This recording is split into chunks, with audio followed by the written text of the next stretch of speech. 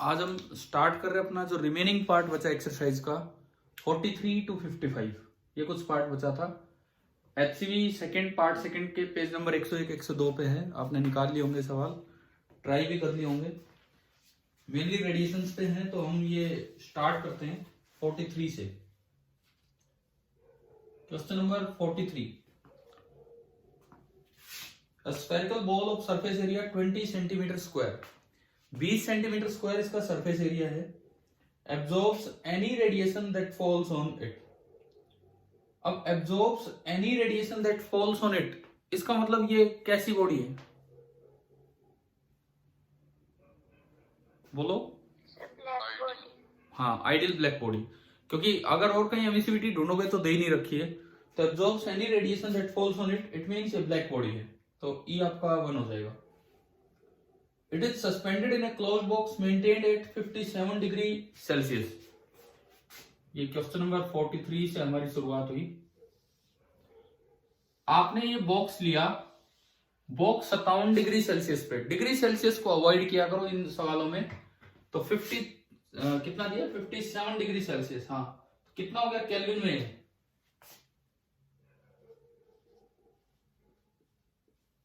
सही लिखा है मैंने? ठीक है, 330 केल्विन।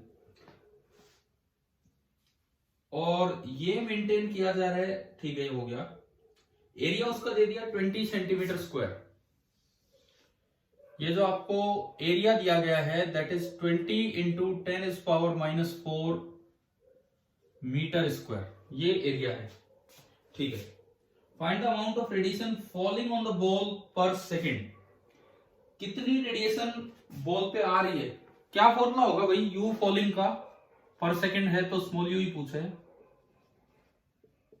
इसका फॉर्मूला होगा सिग्मा इंटू ए इंटू टी रेस्ट पावर 4। मैंने ई क्यों हटा दिया? ना ना ना, ये कारण नहीं है। अब इसीलिए मैं पूछ रहा हूं आपसे, ये कारण नहीं है।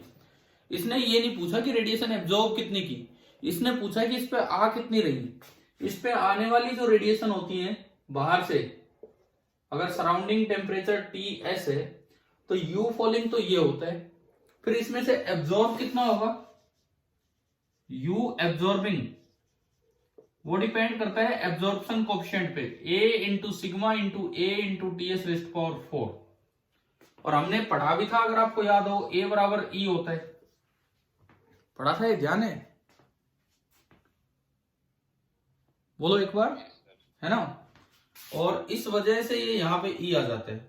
और फिर यू रेडिएटिंग का फॉर्मूला है E into sigma into surface area, लेकिन टी बॉडी का लेना होता है उसमें, ना कि सराउंडिंग का। क्या अब ये तीन बातें बिल्कुल क्लियर है? तीन फॉर्मूले लिखे हैं आपके सामने। यू फॉलिंग अगर पूछे ना, यू फॉलिंग, ये एमिसिविटी कुछ भी हो, एब्जॉर्प्टिविटी कुछ भी हो, यू फॉलिंग ये होगा। उसका कितना पार्ट एब्जॉर्ब होगा इनटू ए, और ए बराबर ई होता है, तो जो ई दे रखा है वही है। यू रेडिएट कितना कर रहा है, ये यू का मतलब है एनर्जी पर सेकेंड, मतलब पावर, तो उसमें टेम्परेचर बॉडी का लेना है। शायद क्लियर हुई होंगी ये तीन बातें, है ना? ठीक है। तो अब देखो 43 के ए पार्ट में पूछा है कि amount of radiation falling on the ball per second. पर सेकेंड मतलब ये केवल स्मॉल यू पूछ रहे हैं। तो जस्ट आप एक बार वैल्यू बता दो फर्स्ट पार्ट के लिए। सिग्मा कितना? सिग्मा हमें याद होना चाहिए 6 इंटू 10⁻⁻8 न्यूमेरिकल्स के लिए। एरिया कितना है इसका? 20 इंटू 10⁻⁻4। और temperature of surrounding 330 raise to power 4।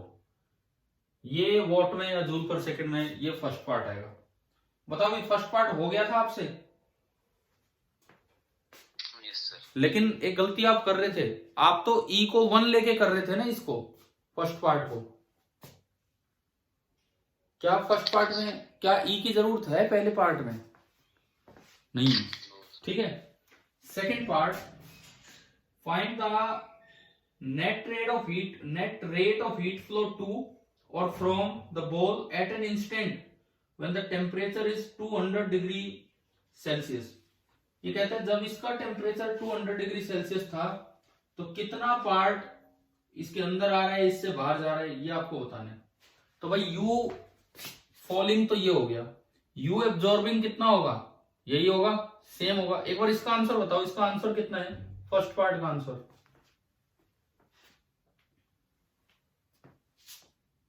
Answer देख के फर्स्ट का आंसर बताओ। 1.4 जूल। सपोज ये फर्स्ट पार्ट का आंसर है, तो जो एब्जॉर्ब किया वो भी तो उतना ही होगा, क्योंकि ए तो 1 है, क्योंकि ये परफेक्टली एब्जॉर्ब कर रहे हैं।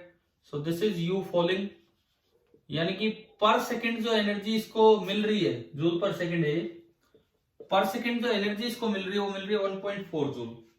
अब आप ये निकालो कि ये एमिट कितना कर रहा होगा, वो कैसे निकालेंगे, क्योंकि ये तो आपने एब्जॉर्ब वाला किया है। यू रेडिएटिंग E1 है, सिग्मा वही होगा 6 × 10⁻⁻8, एरिया वही होगा बॉडी का 20 × 10⁻⁻4।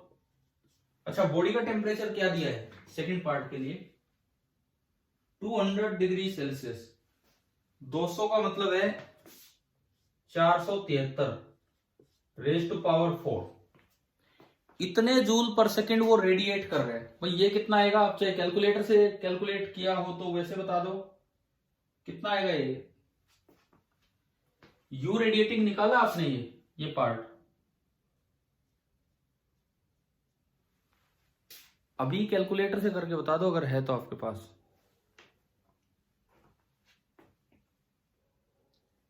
यू रेडिएटिंग यहां से बताओ कितना आ रहा है,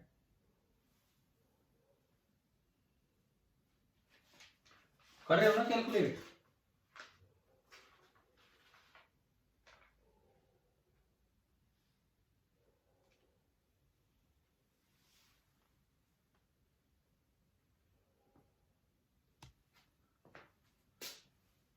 देखो मैं बताता हूं, मैंने मेरे बुक में ये आंसर लिखे हुए हैं, आंसर नहीं मतलब कैलकुलेट कभी की होंगी उसके हिसाब से कैलकुलेशंस करके लिखे हुए हैं। पहले का आंसर लिखा है 1.42 जूल पर सेकंड, इसको सोल्व करते हैं तो ये आता है 6 जूल पर सेकंड। तो अब बताओ नेट फ्लो कितना हो रहा है, नेट फ्लो 1.42 तो इसमें पर सेकंड आ रहा है और 6 जूल निकल रही है, तो नेट फ्लो इससे आउट हो रहा है, इससे इन हो रहा है। हाँ जी बोलो, रिपीट करना चलेगा। देखो फर्स्ट पार्ट में हमने निकाला यू फॉलिंग, वो आता है 1.42, एब्जॉर्प्शन 1 है क्योंकि परफेक्टली एब्जॉर्ब कर रहे हैं, एब्जॉर्प्शन कोएफिशिएंट 1 है, तो इसका मतलब पर सेकंड जो ये एब्जॉर्ब कर रहा होगा वो उतनी कर रहा होगा जितनी इस पे गिर रही है, तो कितना 1.42 पर सेकंड जो एनर्जी एब्जॉर्ब कर रहा है वो तो कर रहा है 1.42 जूल। ठीक है, अब ये रेडिएट कितनी कर रहा है, हमने ये फॉर्मूला लगाया, E1 है क्योंकि परफेक्ट एब्जॉर्बर है इसलिए E1 है, टेम्परेचर ऑफ बॉडी 473 है, इसको सोल्व करोगे तो आएगा 6, नियरली 6। तो पर सेकंड ये रेडिएट आउट तो कर रहे हैं 6 जूल और एब्जॉर्ब कर रहे हैं 1.42 जूल। अब देखो एक बार बी पार्ट पढ़ के तो देखो क्या पूछा है उसने, बी पार्ट में पूछा है कि आपको ये बताना है कि net rate of heat flow क्या है, टू और फ्रॉम द बॉल। तो ये फ्रॉम द बॉल है क्योंकि बाहर ज्यादा निकल रहा है और अंदर कम आ रहा है, तो बताओ नेट रेट कितना होगा। हाँ, इसको घटाओ और अपना आंसर मैच करो, 6 - 1.42 joule per second, and this is out, in नहीं है, ये इतना आउट हो रहा है, फ्रॉम द बॉल ये हो रहा है। तो एक बार बताइए क्या 43 आपको समझ आ गया है क्या? Yes sir. इससे जो सीखने वाली बात है वो ये है कि कभी भी अगर एनर्जी फॉलिंग पर सेकेंड पूछा हो तो उसमें ए या ई का कोई रोल नहीं है, वो सिंपली होगी sigma into total area into T⁴, उसमें स्मॉल ए या ई का कोई रोल नहीं है। एब्जॉर्ब कितना करेगा उसके लिए उसे ए से मल्टीप्लाई करना पड़ेगा और ए बराबर ई होता है। रेडिएट कितना करेगा उसमें बस एक फर्क आ जाता है कि टेम्परेचर सराउंडिंग का नहीं, टेम्परेचर बॉडी का लेना होगा, और नेट फ्लो बताना हो तो वो डिफरेंस होता है दोनों का। अभी बताइए समझ आ गया ये वाला पार्ट? Yes sir. ठीक है, चलिए question number 44, spherical tungsten piece of radius 1 centimeter is suspended in an evacuated chamber maintained at 300 Kelvin। ये इवैक्यूएशन इसलिए देते हैं ताकि कन्वेक्शन से हीट लॉस ना हो। इवैक्यूएट करने का पर्पज एक ही होता है कि हम सवाल सोल्व करें तो सारा लॉस रेडिएशन का माने, कन्वेक्शन से कुछ ना माने। तो ये लिखता है 1 सेंटीमीटर उसका रेडियस है, तो उससे तो एरिया आ गया 4πr²। उसका टेम्परेचर मेंटेन कर रखा है 300 kelvin. The piece is maintained at 1000 kelvin. वो चैम्बर का तो 300 केल्विन और पीस का 1000 केल्विन, उसकी इलेक्ट्रिकल हीटिंग करने से। तो find the rate at which the electrical energy must be supplied.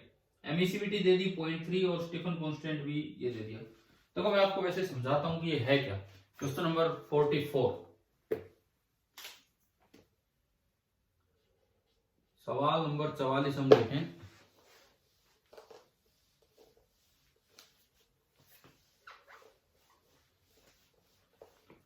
ये कोई चैम्बर है, चैम्बर का टेम्परेचर है T सराउंडिंग। यहां कोई बॉल है, बॉल का टेम्परेचर है T, बॉल का रेडियस सपोज R है, तो एरिया हो गया 4πr²। ये कुछ जानकारियां हैं हमारे पास। अब ये कह रहे हैं कि बॉल का टेम्परेचर आई है 1000 केल्विन और चैम्बर का 300 केल्विन, और ये फिक्स है और उसको मेंटेन किया जा रहा है 1000 केल्विन पे। तो पूछा है कि बताओ किस रेट से इलेक्ट्रिकल एनर्जी सप्लाई की जा रही होगी, मतलब इलेक्ट्रिकल पावर आप कितनी दे रहे हैं। देखिए सराउंडिंग की वजह से इस पे कुछ एनर्जी आ रही होगी, वो होगी पावर इन। लेकिन पावर इन के बाद ये रेडिएट आउट भी करेगा अपने टेम्परेचर की वजह से, वो होगी पावर आउट। पावर आउट ज्यादा होगी क्योंकि T ज्यादा है TS से। क्या यहां तक समझ आई बात? ठीक है। सपोज 4 जूल इस पे आ रही है और 10 जूल ये रेडिएट करता जा रहा है और टेम्परेचर इसका कांस्टेंट है, तो बताओ इलेक्ट्रिकल पावर क्या है, कितनी आप सप्लाई दे रहे हैं इसको। 4 तो बाहर से आ रही है लेकिन 10 ये खुद एमिट कर रहे हैं, तो इलेक्ट्रिकल पावर कितनी है जिससे कि इसका टेम्परेचर कांस्टेंट रहे? 6। मतलब हम जो इसको सप्लाई देंगे P इलेक्ट्रिकल, इक्वेशन बनेगी P electrical plus P input, that should B P output. तो सबसे पहले तो निकाल लो U फॉलन। U जो इस पे आ रही होगी उसका फॉर्मूला है सिग्मा इंटू इसका area into T surrounding raise to power 4। उसके बाद U एब्जॉर्ब ये कितनी करेगा, उसके लिए A से मल्टीप्लाई करना होगा। A उतना ही होगा जितना E होता है। उसके बाद U रेडिएट ये कितना कर रहा होगा, E into sigma into A into body का टेम्परेचर, ये ज्यादा है तो U रेडिएट कम होगा। अब ये देखो P इलेक्ट्रिकल प्लस ये U एब्जॉर्ब है जो पावर इसके अंदर आ रही है, बराबर P आउट है U रेडिएट। तो मुझे जो चाहिए P electrical that is equal to U radiate minus U absorb, तभी इसका टेम्परेचर कांस्टेंट रहेगा। मैं अगर ये वैल्यूज इसमें पुट करूं तो U radiate E sigma A T raise to power 4 minus absorb E sigma A TS raise to power 4। E sigma और A इसका है 4πr² सरफेस एरिया, और अंदर बचा temperature of the body minus temperature of surrounding raise to power 4। और ये आपका आएगा पावर इलेक्ट्रिकल। कर लेंगे आप इसे कैलकुलेट? एक बार मैं वैल्यू बोल देता हूं। एमिसिविटी कितनी दे रखी है, सबसे पहली वैल्यू E कितना दिया है, 0.3 दिया है सवाल में, है ना। ठीक है। सिग्मा हम जानते हैं, वैसे लिखा भी है इसमें 6 गुना 10 की पावर -8। एरिया 4π इंटू आर का स्क्वायर, रेडियस है 1 सेंटीमीटर तो 10 टू पावर -2, तो उसका स्क्वायर 10 टू पावर -4 हो जाएगा। Temperature of the body kelvin में लेना, केल्विन में कितना है ये 40 कौन सा कर रहे हैं 4, केल्विन में 1000 है, 1000 की पावर 4 10 की पावर 12 और माइनस 300 की पावर 4, तो 81 गुना 10 की पावर 8। भाई ये सोल्व कर लोगे कि नहीं, बताओ कैसे करोगे ये सोल्व? यस सर कर ले। ये इसको कैसे सोल्व करते हैं, जो पावर है ना वो कॉमन निकाल लिया करो कुछ। जैसे 10 की पावर 12 इसमें बनेगी, 10 की पावर 8 इसमें बनेगी, तो 10 की पावर 8 कॉमन निकाल लिया कीजिए, बचे हुए को घटा दीजिए, वो 10 की पावर 8 इनसे एडजस्ट हो जाएंगी और आपका ठीक ठाक आंसर आ जाएगा। लेकिन जो कॉन्सेप्ट है क्या वो समझ आ गया है कि नहीं? 44वां कैसे करना था? Yes sir. ठीक है, चलते हैं तो आगे बढ़ते हैं। ऐसा सवाल हमने कंडक्शन में भी किया था कि अंदर कोई सोर्स रखा था जो पावर दे रहा था, इलेक्ट्रिकल पावर, इसी तरह का सेम कुछ ऐसी इक्वेशन यहां बनी है। 43 हो गया, 44 हो गया, अब चलते हैं 45 पे। A cubical block of mass 1 kg, ठीक है जी, एंड एज 5 सेंटीमीटर। अच्छा पहले अपना एरिया देख लो इससे, क्योंकि फिर बाद में भूल जाएंगे। क्यूबिकल ब्लॉक है, मास 1 kg और एज लेंथ कितनी दी है? 5 सेंटीमीटर। तो 5 इंटू 10⁻⁻2 मीटर। तो आप एक बार ये बताओ इसका एरिया कितना होगा जो रेडिएशन में जरूरत पड़ती है? इस क्यूब का बाहर बाहर का एरिया कितना होगा? अब 6a²। हाँ, अगर आप इसको एज लेंथ को a बोलते हो तो जो एरिया होगा वो 6a² हो जाएगा। 6 इंटू 5 इंटू 10⁻⁻2 का स्क्वायर, 25 गुणा 6 150 गुणा 10⁻⁻4 मीटर स्क्वायर। आगे अब सवाल पे बढ़ते हैं हम 45 पे। It is kept in an evacuated vessel chamber maintained eight 27 degree Celsius. ये तो 227 पे है। 227 मतलब केल्विन में कितना?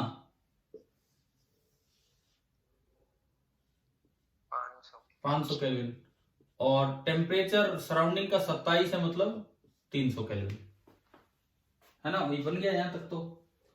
इसके बाद देखो, assuming that the block emits radiation like a black body, ये बोल ही दिया कि E1 है, ब्लैक बॉडी मानना है। Find the rate at which the temperature of the block will decrease। आपको ये बताना है कि ब्लॉक का टेम्परेचर किस रेट से डिक्रीज होगा। अच्छा, और क्या दिया है? Specific heat capacity of the material इतनी दे दी, ठीक है। पहले तो एनर्जी लॉस, अरे जैसे हीट करंट और उनमें करते थे कंडक्शन में, वही करना है। नेट एनर्जी लॉस पर सेकंड, वो वहां आई लिखते थे या यू लिखते हैं हम? कंडक्शन में आई लिखते थे। उसका फॉर्मूला होगा E sigma A, temperature of the body raise to power 4 minus temperature of surrounding raise to power 4। This is equal to M into C into minus dt divided by dt। चाहे इसे minus D theta बोलो। ये minus क्यों लगाया आपको पता है ना? ये चीज माइनस क्यों लगाते हैं? क्योंकि टेम्परेचर कम हो रहा है तो डी थीटा नेगेटिव होगा। तो हमें minus D theta by dt निकालना है।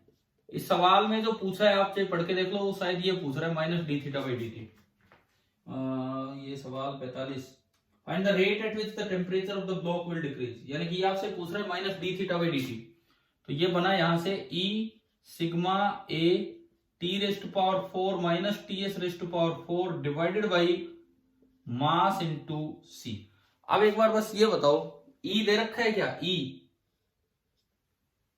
1 है सर। 1 है। सिग्मा हम जानते ही हैं 6 इंटू 10⁻⁸ न्यूमेरिकल्स के लिए। एरिया ये रहा, यहां कैलकुलेट किया।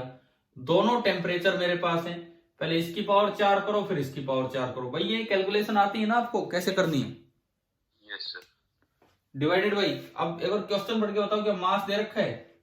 दे रखा सर। और स्पेसिफिक हीट दे रखी। बस। तो अब आप कैलकुलेट करेंगे घर पे, नहीं सॉल्व होता है कैलकुलेटर की मदद से कर लो, और उसके आसपास का आंसर आ जाना चाहिए। ठीक है, हो गया 45वां सवाल। Yes sir. आप समझ लो घर से, देखो जितने हुए ठीक है, नहीं हुए कोई नहीं। ट्राई तो किए होंगे ना आप लोगों ने आज? Yes sir. कल का भी समय था, कल शाम को डिस्कशन क्लास नहीं हो पाई, कल का भी समय था 10 सवालों के लिए, और 2-3 सवाल आ दिए थे। हाँ जी भाई, हॉस्टल वाले बच्चे जुड़े हुए हैं क्लास में? ठीक है, चलिए समझते चलिए, जितना भी आपने अटेम्प्ट किया था देखते चलिए। क्वेश्चन नंबर 46 ये हम देखते हैं। सवाल नंबर 46 पे मैं आता हूं।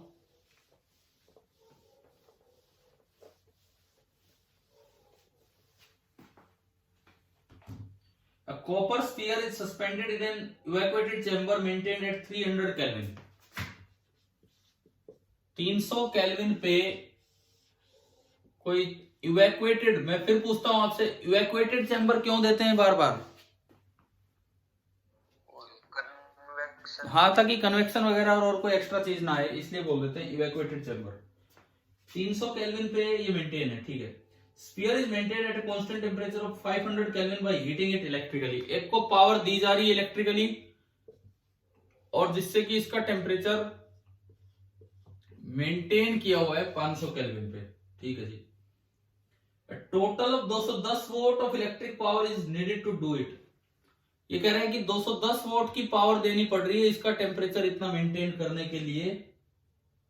When the surface of the copper sphere is completely blackened, लेकिन अगर आपने उसे ब्लैक सरफेस बना दिया, मतलब ब्लैक बॉडी बना दी, ये मान लो, तो आपको 700 वोल्ट पावर देनी पड़ रही है उसका टेम्परेचर मेंटेन करने के लिए। तो आपको एमिसिविटी ऑफ कॉपर बतानी है कि क्या होगी। हुआ क्या वही है किसी से? No sir. देखो, मान लो इस वक्त इसकी एमिसिविटी ई है। अगर इस वक्त इसकी एमिसिविटी ई है तो कुछ पावर ये इन कर रहा होगा, कुछ पावर ये आउट कर रहा होगा। अभी अभी एनर्जी इक्वेशन बनाई थी हमने, P electrical plus U in is equal to U out, अभी बनाई थी कि नहीं, बताओ? Yes sir. तो पहले केस में P इलेक्ट्रिकल आया U आउट माइनस U इन,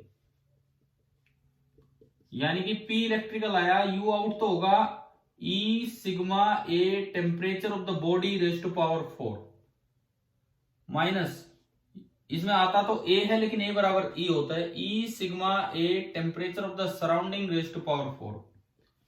तो P इलेक्ट्रिकल आ रहा है E sigma A common T raise to power 4 minus TS raise to power 4। बताओ ये इक्वेशन आ गई समझ, ये वाली इक्वेशन? Yes sir. ठीक है। अब देखो, एक बार तो ये कहते हैं ऑर्डिनरी बॉडी है कोई भी जिसका ई आपको निकालना है, तो इसको मेंटेन करने के लिए तो आपको पावर कितनी देनी पड़ी? 210 वोल्ट। दोबारा यही सब बिल्कुल सेम सिचुएशन बनाने के लिए आपको पावर देनी पड़ रही है 700 वोल्ट। बिल्कुल सेम है, लेकिन इस बार ये ब्लैक बॉडी है, वही 500 केल्विन, वही 300 केल्विन, सब कुछ सेम है। तो इस बार फिर से आप इक्वेशन लगाओगे तो P इलेक्ट्रिकल इस बार डैश बोल दो, E कितना है इस बार इसका? 1। इस बार जो आप एनर्जी दे रहे हो उसका फॉर्मूला बनेगा सिग्मा A, T सेम है, T rest power 4 minus TS rest power 4। अब बताओ, ये दो इक्वेशन मेरे पास दिख रही हैं, मुझे तो सवाल में खाली एक तो पहली बार P दे रखा है इलेक्ट्रिकल का और एक दूसरी बार। पहली बार कितना दिया है ऑर्डिनरी केस में? 210, और दूसरी बार 700। बताओ भाई ई कैसे निकालें इन दो इक्वेशन से?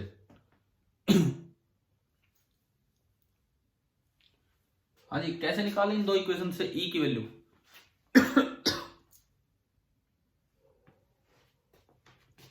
बोलो, कुछ दिख रहा है तो क्या करें? डिवाइड कर दो। आप इक्वेशन 1 से 2 को डिवाइड कर दो तो बहुत सारी चीजें तो कैंसिल हो गई, और ये बचा P electrical upon P dash electrical is equal to only E बचा। तो डायरेक्ट आ रहा है, अगर आप ये इक्वेशन बना पा रहे हो तो डायरेक्ट E आ रहा है, और यहां से E आ गया।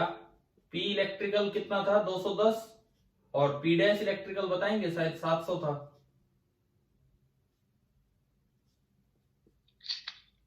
3/10, 0.3। भाई क्या समझ आ गया क्या ये वाला सवाल? देखो, ये तो यार ये आने लायक क्वेश्चन है बिल्कुल, क्योंकि इसमें कैलकुलेशंस नहीं है। ये तो बहुत ज्यादा चांसेस इस तरह का सवाल है, कोई कैलकुलेशन नहीं है, डायरेक्ट सोल्व हो रहा है और ई की वैल्यू दिख रही है। इसको अच्छे से कर लेना, ये इस तरह का सवाल समझ आ गया ये क्या था क्या नहीं? ठीक है, चलिए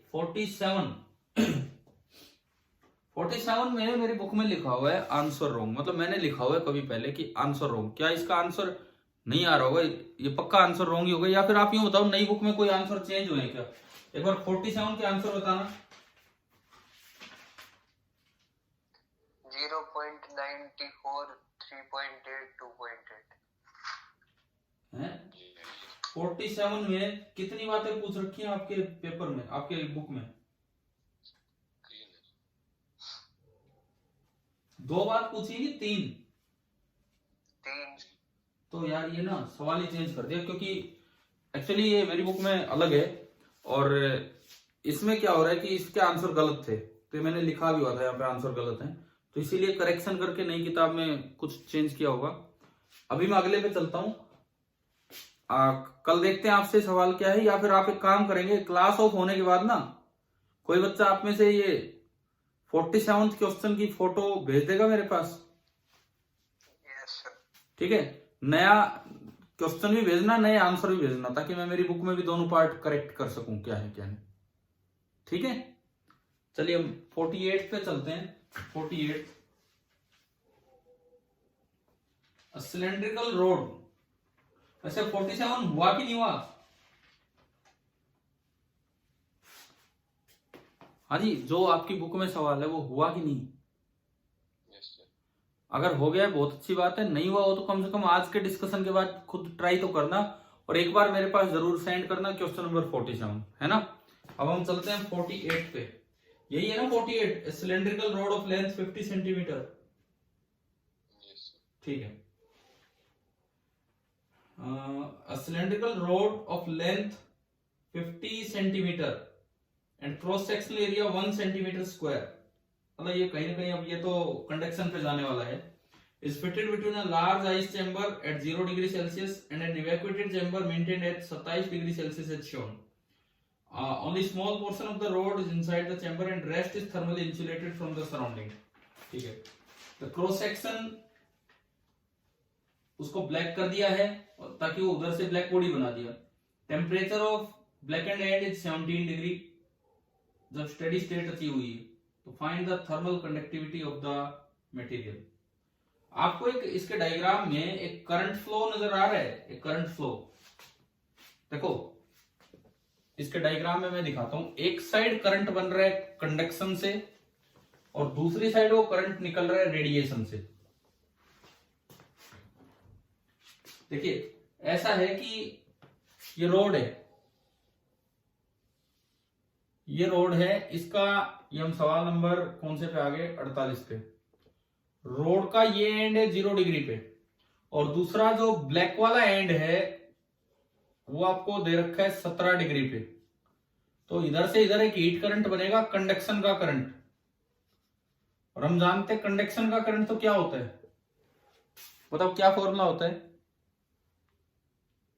डेल्टा थीटा। क्या सेल्सियस में ले सकते? हाँ सेल्सियस में ले सकते हैं कि केल्विन में कन्वर्ट करना पड़ेगा? तो ये 17 हो गया upon 1/k into L. Length कितनी इस रोड की आप बता दो यार, देख के सवाल से। रोड की लेंथ 50 सेंटीमीटर। 50 सेंटीमीटर मतलब 1/2 मीटर। एरिया कितना है रोड का?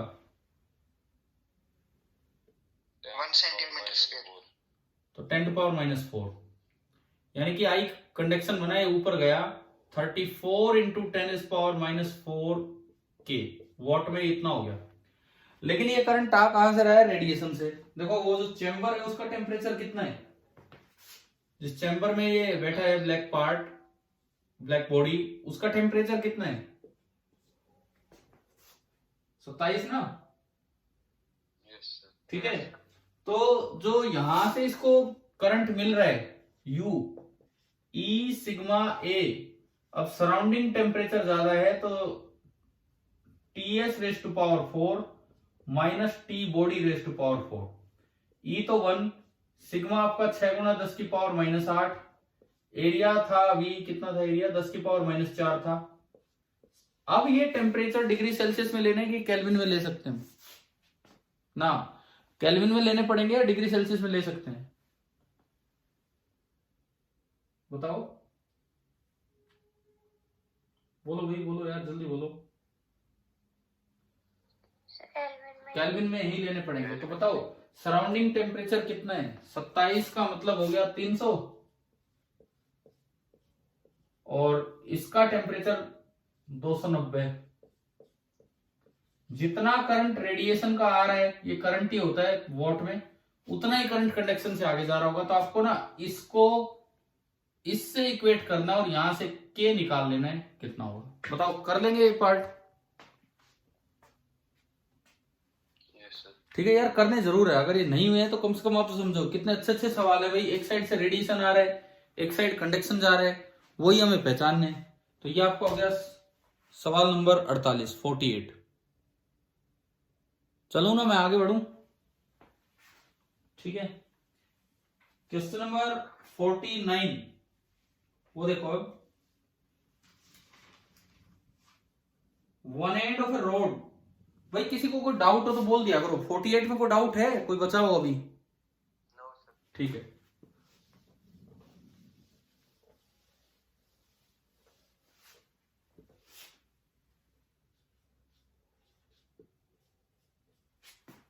Question number 49, one end of a rod of length 20 centimeter is inserted in a furnace at 800 Kelvin।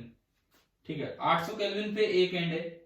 Sides of the road are covered with insulating material, side से कोई conduction या radiation नहीं होगा। Other end emits radiation like a black body. ऐसा ही सवाल है लेकिन इस बार ये हाई पे कर दिया, बिल्कुल सेम है जैसे अभी किया था। उसमें 0 डिग्री सेल्सियस पे था, इस बार ये हाई पे कर दिया और दूसरे एंड को ब्लैक बॉडी बना दिया और वो रेडिएट करेगा। ऐसा ही सेम ही सवाल लग रहा है, बाकी देखते हैं आगे। Temperature of this and is 750 kelvin. In steady state में इसका टेम्परेचर है 750 केल्विन। ठीक है जी। और इसको रख दिया मतलब ऐसे एयर के सराउंडिंग में जिसका टेम्परेचर है 300 केल्विन, ये दिया हमें। Assuming radiation to be only important mode of energy transfer, खाली रेडिएशन हो रहा है एयर के साथ, कोई कन्वेक्शन नहीं। Find the thermal conductivity of the road. क्या सेम है कि नहीं? बिल्कुल ही सेम। Yes sir. एक बार इक्वेशन बनवा दो। तो यहां से इस बार उल्टा कर दिया, इस बार उल्टा कर दिया, पिछली बार डायरेक्शन ये थी। हाँ जी, यहाँ बताओ टेम्परेचर डिफरेंस कितना? हीट करंट पहला 500 ना ना, कितना है डिफरेंस? 50 50 upon 1/k। के तो आपको निकालना है। लेंथ बोलो एक बार देख के, रोड की लेंथ कितनी है? 0.2 मीटर। 20 सेंटीमीटर, 0.2 अपॉन एरिया कितना है? दे ही नहीं रखा, कोई बात नहीं। तो ये आ गया के ए गया ऊपर 50 अपॉन 0.2, 500/2, 250 हो गया शायद। अब इधर आओ, ये जो हीट करंट इधर आएगा जिसको हम यू से रिप्रेजेंट करते हैं, ई ब्लैक बॉडी है 1, सिग्मा आप जानते हैं, एरिया अब काम आ जाएगा। ये जो इसका क्रॉस सेक्शन एरिया, यही तो यहाँ का एरिया होगा ताकि वो कटेगा आगे, है ना भाई? समझ आ गया? Yes sir. और अब टेम्परेचर अब बाहर निकल रहा है तो पहले इसका यू आउट ज्यादा है तो 750 की पावर 4 माइनस 300 की पावर 4। इन दोनों को जैसे ही आप इक्वेट करोगे, ए से ए कटेगा, बाकी सब कुछ दे रखा है सिग्मा हम जानते हैं। क्या आप के कैलकुलेट कर लेंगे यहां से? Yes sir. ये यार करने हैं। देखो हो सकता है पहले ना हुए हो सवाल, लेकिन जिनसे भी नहीं हुए थे मेरे बताने के बाद तो अभी ये पूरा करना है, लास्ट तक आंसर निकालना चाहिए। कैलकुलेटर यूज करो, चाहिए अपने आप करो। वैसे हो गया 49। Yes sir. ठीक है, 48 49 दोनों में एक ही कॉन्सेप्ट है कि रेडिएशन करंट को और कंडक्शन करंट को इक्वेट कर रखा है और कुछ नहीं। क्वेश्चन नंबर आपका आ गया 50। चले गए हम 50 पे। Calorimeter of negligible heat capacity. देखो ये कैलोरीमीटर वर्ड आता है, इसका मतलब आप ये माना करो कि rate of heat flow same है कि आप उसके अंदर कोई सी लिक्विड को रख दो, कोई भी एक ये बर्तन है। सवाल नंबर 50 में ये कोई एक बर्तन आपको दे रखा है। कैलोरीमीटर वर्ड का मतलब है कि आपको यूं मान लेना है कि delta Q by delta T that is same. आप अलग अलग भी रख रहे हैं तो भी rate of heat flow same होगा। यहां से ये बर्तन की कंडक्टिविटी पे डिपेंड कर रहा होगा और वो बर्तन की जो भी कंडक्टिविटी हो इसके ऊपर डिपेंड कर रही है। चलिए देखते हैं अब सवाल। Calorimeter of negligible heat capacity मतलब खुद कुछ एब्जॉर्ब नहीं करेगा। Contains 100 cc of water eight 40 degree Celsius. पहले इसके अंदर पानी भरा हुआ है 100 cc। 100 cc मतलब कितने ग्राम? 100 ग्राम। भाई वाटर की डेंसिटी कितनी होती है? 1 ग्राम पर सीसी होती है ना, ठीक है। तो इसके अंदर 100 ग्राम पानी भरा हुआ है, किलोग्राम में कहीं ऐसा यूनिट में तो 0.1 kg पानी भरा हुआ है, ठीक है। आगे देखते हैं। The water cools to 35 degree Celsius in 5 minute. ये 40 डिग्री पे था, धीरे धीरे यहां से हीट निकली होगी बाहर कैलोरीमीटर की दीवारों से, और 40 से इसका टेम्परेचर 35 डिग्री सेल्सियस हो गया इन 5 मिनट। ये दिया हमें, ये दिया है पानी के लिए। अच्छा, फिर ये लिखता है find the time taken for the temperature. ना the water is now replaced by kerosene oil, के oil of equal volume at 40 degree Celsius. अब दोबारा से इसको रिप्लेस कर दिया और पानी की जगह केरोसिन ऑयल डाल दिया। सेम, सब कुछ सेम है। अच्छा, केरोसिन ऑयल की डेंसिटी दी है 800 किलोग्राम पर मीटर क्यूब, यानी कि 100 सीसी लिया 100 सेंटीमीटर क्यूब, डेंसिटी 800 का मतलब है 0.8 ग्राम पर सीसी। जब पानी की डेंसिटी 1000 किलोग्राम पर मीटर क्यूब होती है तो हम उसको लिखते हैं 1 ग्राम पर सीसी, तो 800 का मतलब होगा 0.8। इसका मतलब केरोसिन ऑयल का मास कितना हुआ, रो इनटू वॉल्यूम आपने किया तो केरोसिन ऑयल का मास आ गया 80 ग्राम। कई बात इतनी समझ आई है क्या? Yes sir. ठीक है, तो इन्होंने पूछा है, सब कुछ कंडीशन सेम दे रखी है।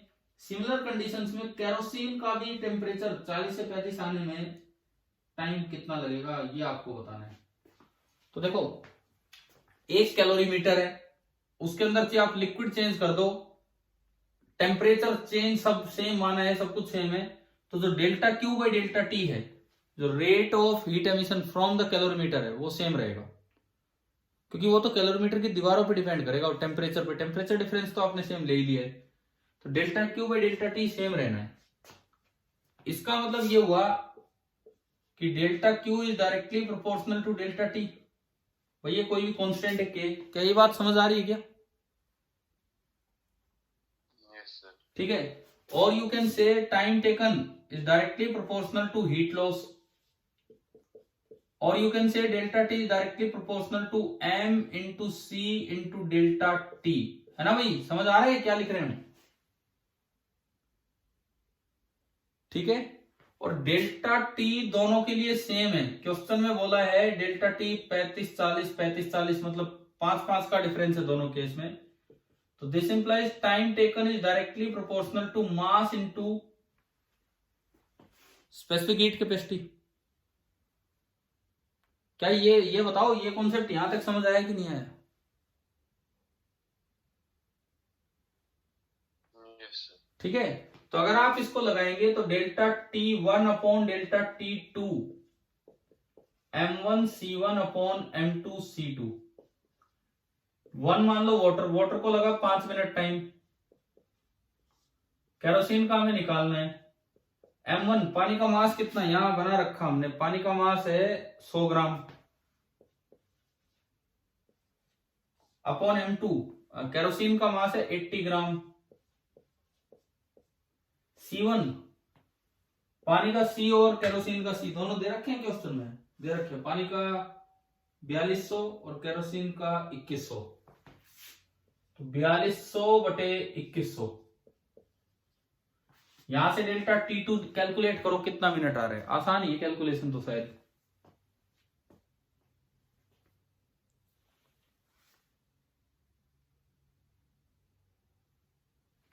इसको सोल्व करके मिनट्स में डेल्टा T2 आएगा, वो निकालो कितना मिनट आया।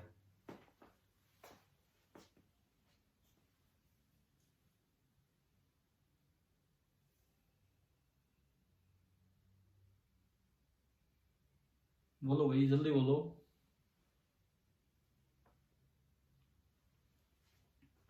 मैं करूं क्या सोल्व? 2 आ रहा है सर।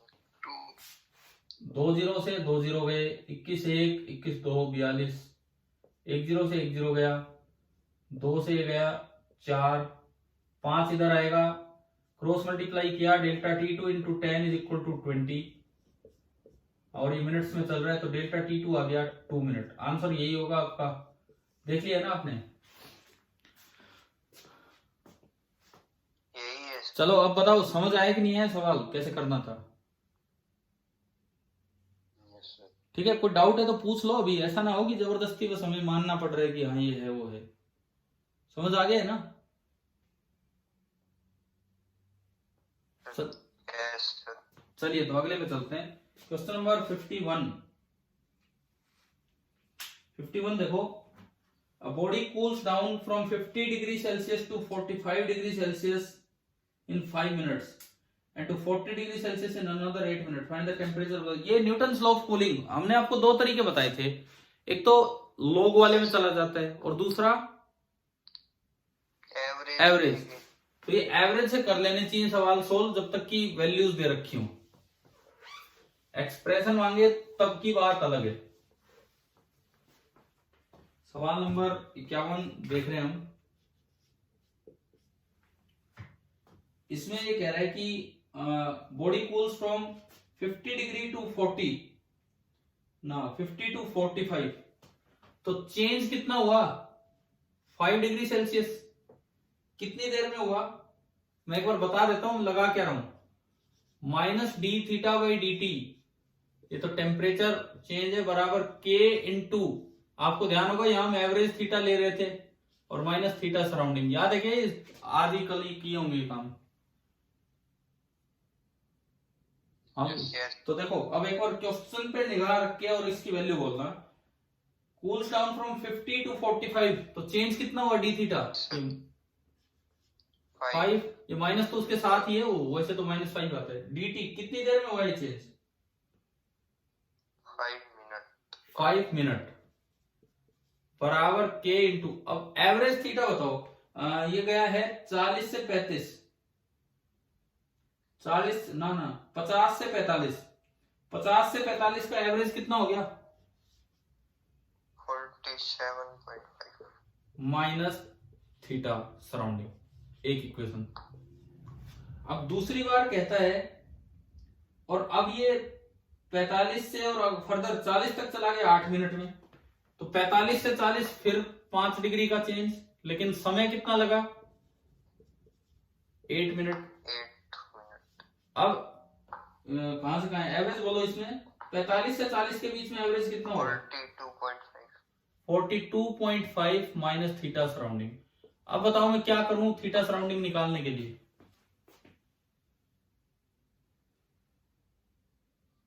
के को कैसे गायब करें कि थीटा सराउंडिंग आ जाए? डिवाइड कर दे। केवल डिवाइड कर दो, इक्वेशन 1 से 2 को डिवाइड करो और अभी सोल्व करो यार, अभी सोल्व करो।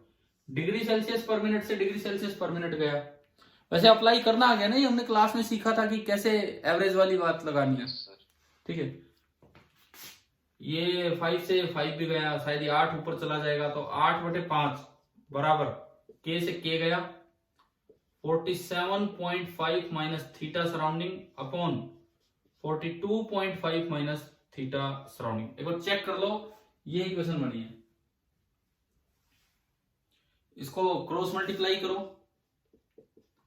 8 गुना 42.5, 8 गुना 42.5, 3 5 7 34 340 माइनस 8 इंटू थीटा एस बराबर 5 गुना 47.5,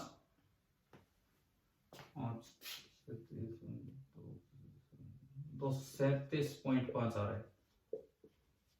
देखना भाई सही किया है क्या मैंने? अब इसको इधर घटा लाओ, 340 में से 237.5 आपने घटाया, 100 2 2.5 102.5 बराबर 3 times theta surrounding. Theta surrounding आ गया 102.5/3, और ये डिग्री सेल्सियस में चल रहे थे तो ये भी डिग्री सेल्सियस में। क्या आंसर एक बार देख लो, ये 30 34 35 के आसपास आ रहा है कुछ, पता नहीं कितना है, क्या है आंसर? 34। हाँ तो ये 34 के नियरली आ जाएगा। 102 तो 34 ही बन जाएगा। आ गया समझ में?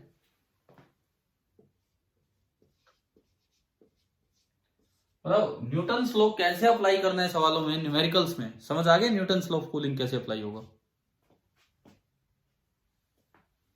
Yes sir. चले भाई अगले पे बढ़े, सवाल नंबर 42, क्वेश्चन नंबर 42 कह रहा हूं मैं, कौन से पे आ गए हम, 52। चलिए 52 देखते हैं। Again A calorimeter, calorimeter contains 50 gram of water at 50 degrees Celsius.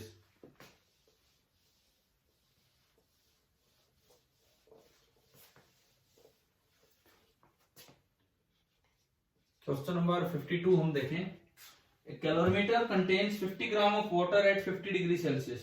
ठीक है जी। The temperature falls to 45 degrees Celsius in 10 minutes. When the calorimeter contains 100 gram of water at 50 degrees Celsius, it takes 10 minutes for इतना find the water equivalent of the। अब देखो एक सवाल में फर्क देखो आप, इस सवाल में इसने पूछ लिया कि वाटर इक्विवेलेंट बताओ कैलोरीमीटर का, और ऊपर भी एक कैलोरीमीटर आया था अभी 50वें सवाल में, उसमें लिखा होगा calorimeter of negligible heat capacity. बताओ लिखा था कि नहीं? एक चीज ऑब्जर्व कीजिए आप, सवाल नंबर 50 में लिखा है calorimeter of negligible heat capacity. Yes. तो इसका मतलब है उसका मास तो लेने की जरूरत ही नहीं है, उसका मास तो लेने की जरूरत ही नहीं, उसको तो हीट रिक्वायर्ड ही नहीं है। लेकिन इसमें पूछ लिया इन्होंने वाटर इक्विवेलेंट ऑफ कैलोरीमीटर, तो थोड़ा कैलोरीमेट्री को ध्यान में लाओ। आपको अगर ध्यान हो, या तो जब आप टेम्परेचर बढ़ाते हो, या तो आप अलग से लिखते थे Q is equal to mass of beaker, specific heat capacity of beaker into delta theta plus mass of water, specific heat capacity of water into delta theta. अगर सवाल में दे दिया जाए कि कैलोरीमीटर की सी नेग्लिजिबल है तो ये हट ही जाएगा। लेकिन अगर सवाल में वाटर इक्विवेलेंट पूछा है तो आपको ध्यान होगा कि अगर कैलोरीमीटर का वाटर इक्विवेलेंट दे रखा है तो हम उस वाटर इक्विवेलेंट वाला जो मास है कैलोरीमीटर का, उसको ऐड कर देते थे मास ऑफ वाटर में, और इंटू सी वाटर ही लेते थे और इंटू थीटा। ध्यान है क्या ये चीज? Yes sir. तो अब देखो सवाल नंबर 50 और 52 का डिफरेंस आप दिमाग में बैठा लो। अब क्या है, 50 में बोल दिया कि नेग्लिजिबल हीट कैपेसिटी, तो मतलब बीकर को कोई एनर्जी देनी नहीं है, लेकिन अब बीकर को एनर्जी देनी पड़ेगी, और इन्होंने वाटर इक्विवेलेंट पूछा है, तो इस तरह से हम लिखेंगे तब बात बनेगी। तो इसके साथ हम शुरू करते हैं सवाल ये 52। Calorimeter contains 50 gram of water, पहली बार उसमें 50 ग्राम पानी था at 50 degree Celsius, 50 degree Celsius पे ही था। Temperature falls to 45 degree Celsius in 10 minute. ठीक है, तो रेट ऑफ फ्लो निकालो। पहली बार में रेट ऑफ फ्लो, मास, और पूरे के नीचे टाइम आएगा। रेट की मैं बात कर रहा हूं क्योंकि कैलोरीमीटर सेम रेट से अलाउ करते हैं कोई सा लिक्विड हो। नीचे 10 मिनट, ऊपर मास पूरा आएगा, मास ऑफ वाटर इक्विवेलेंट जो आपको निकालना है वो कितना वाटर प्लस कितने ग्राम में पानी बताओगे पहली बार में? अरे 50 ग्राम, मैं एसआई में चल लेता हूं, 50/1000। एसआई में चल रहे हैं तो सी 4200, और डेल्टा टी कितना है, डेल्टा थीटा कहां से कहां गया ये 50 से 45, तो इंटू 5। आप बताओ क्या पहली बार रेट ऑफ फ्लो लिखना आ गया? ठीक है, उसके बाद ये लिखता है when the calorimeter contains 100 gram of water at 50 degree Celsius, तो इसको लगे 18 minute for the temperature to become 45। अभी थोड़ी देर पहले एक सवाल किया था केरोसिन ऑयल वाला। Yes sir. अगर एक ही कैलोरीमीटर है और सेम टेम्परेचर चेंज है तो रेट ऑफ हीट फ्लो क्या करना होता हमें? सेम। अभी किया था ना थोड़ी देर पहले, एक ही कैलोरीमीटर है तो उसकी दीवारें वही होंगी जो पहले थी, और टेम्परेचर चेंज भी सेम है, तो करंट जो है वो बिल्कुल सेम करना है। अंदर कोई सा लिक्विड भरा हो, उसका कितना ही मास भरा हो। पीछे जो सवाल किया उसमें एक बार वाटर दिया था, एक बार केरोसिन ऑयल, इसमें एक बार पानी कम दिया, एक बार पानी ज्यादा, लेकिन टेम्परेचर डिफरेंस सेम है, कैलोरीमीटर वही है, यानी कि फिर दोबारा से जो रेट ऑफ फ्लो है हीट करंट वो सेम करना होगा। क्या ये बात समझ आ रही है? डिफरेंस दोनों सवालों में, ठीक है। तो अब दोबारा से हम लिखते हैं रेट ऑफ फ्लो। इस बार केरोसिन ऑयल नहीं, केरोसिन वाला ऐसा ही था ना सवाल तो, हाँ वही था। इस बार केरोसिन ऑयल नहीं, लेकिन पानी का ही अमाउंट चेंज कर दिया। कितना कितना ले लिया पानी, 100 ग्राम।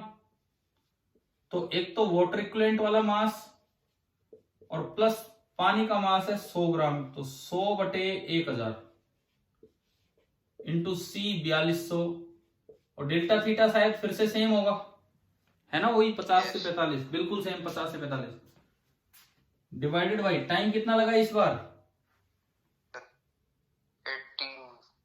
18 मिनट। अगर टेम्परेचर चेंज सेम है, कैलोरीमीटर सेम है, तो चाहे अंदर लिक्विड चेंज कर दो और चाहे अंदर लिक्विड का अमाउंट चेंज कर दो, हीट करंट चेंज नहीं होगा। तो क्या इक्वेशन बनेगी बताओ, इसका यूज किया मैंने टाइम से डिवाइड करके, क्या इक्वेशन बनेगी, दोनों को इक्वेट कर दें।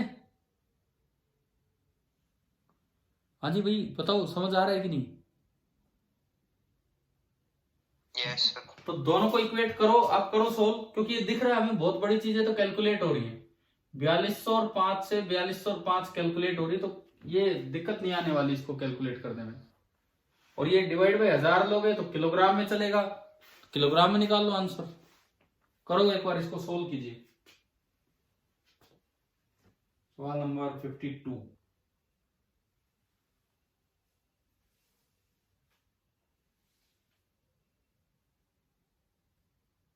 आप किलोग्राम में निकाल दो आंसर, ग्राम में फिर होता रहेगा कन्वर्ट।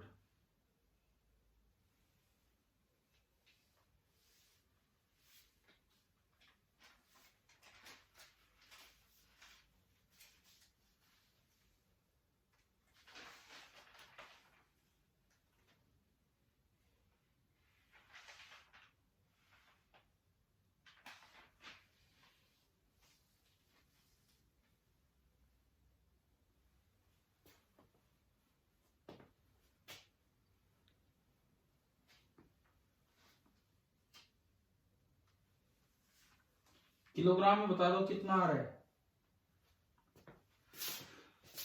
आप बहुत टाइम लगाते हो यार, मिनट से मिनट गया। किलोग्राम में बता दो वाटर इक्विवेलेंट कितना आ रहा है।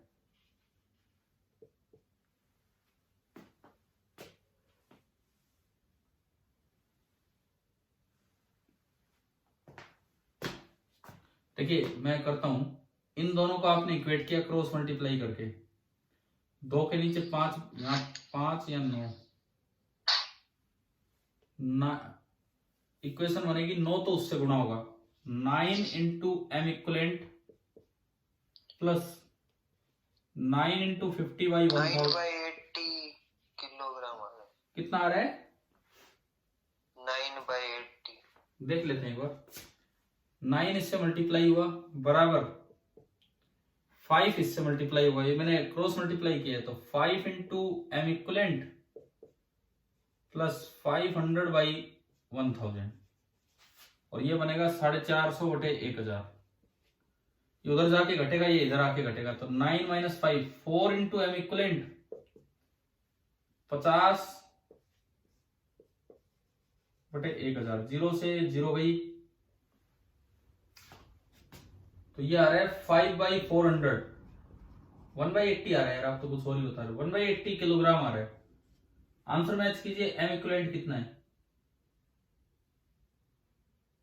ये 4 यहां में नीचे ले गए, 1/80 kg आ रहा है। आंसर कितना दिया है इसका, 12.5 ग्राम। इसको कन्वर्ट कर लो, 1000 से गुणा करके एक बार ग्राम में कन्वर्ट कर लो। यस सर, यही आ रहा है। तो यार ये भी एक अच्छा सवाल था। देखो 50 और 52 सवाल को रिलेट करके पढ़ो, बिल्कुल रिलेट करके। एक में नेग्लिजिबल हीट कैपेसिटी है, एक में वाटर इक्विवेलेंट पूछ लिया, एक में लिक्विड चेंज किया लेकिन कैलोरीमीटर सेम है, टेम्परेचर चेंज सेम है, एक में लिक्विड सेम रखा, कैलोरीमीटर सेम है, टेम्परेचर चेंज सेम है, मास चेंज कर दिया, मतलब अमाउंट चेंज किया। कैसे सोल्व करने के, दोनों सवाल समझ आ गए ना, 50 और 52। Yes sir.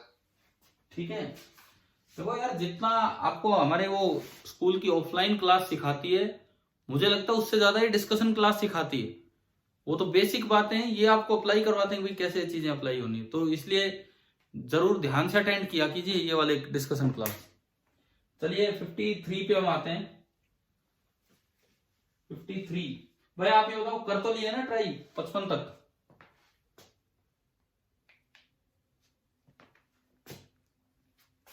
अरे बोलो।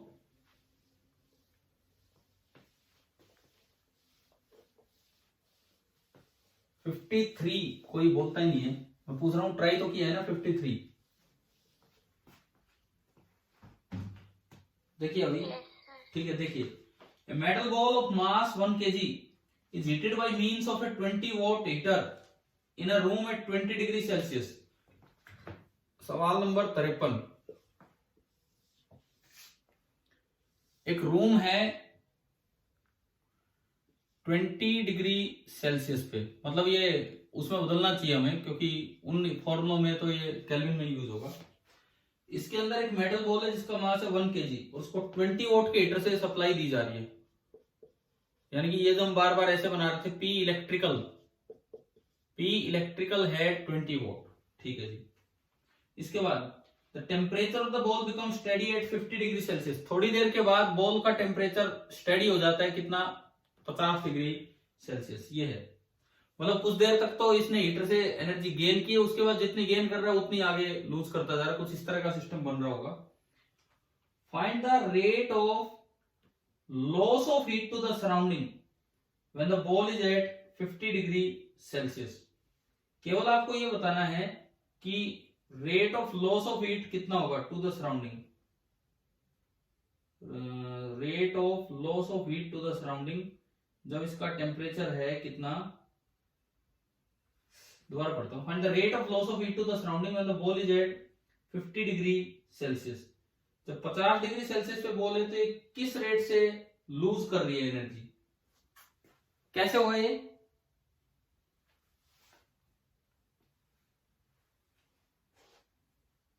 बताओ कैसे होगा? आपको ये बताना है कि जब इसका टेम्परेचर कांस्टेंट हो गया, कांस्टेंट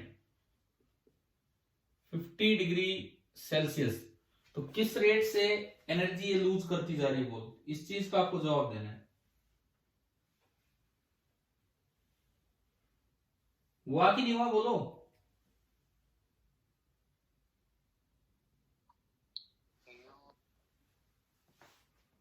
देखिए सुनो, इसका टेम्परेचर कांस्टेंट है। टेम्परेचर अगर कांस्टेंट है तो इसका क्या मतलब है कि जो ये नेट लॉस जो इससे हो रहा होगा, देखो कुछ इसके पास आ रहा होगा यू इन, कुछ ये बाहर निकाल रहा होगा यू आउट। तो जो नेट लॉस होगा, नेट लॉस जो हम अगर हीटर हटा दें तो नेट लॉस हम क्या लिखते थे? You out minus you in लिखते थे, ठीक है। और ये हीटर लगाने के बाद हमारी इक्वेशन बनती है P electrical plus U in is equal to U out. तो यहां से मैं अगर निकालूं तो U out minus you in कितना है? P electrical. यानी कि जो नेट लॉस होगा, जो भी नेट लॉस यहां पे होना था, that should be equal to P electrical. बताओ ये समझ आ रहा है क्या? तभी तो इसका टेम्परेचर कांस्टेंट है। जितनी आप दे रहे हो उतना ही नेट लॉस होता जा रहा है, तभी तो इसका टेम्परेचर कांस्टेंट है। फर्स्ट पार्ट आया क्या? समझ गया? नहीं आया?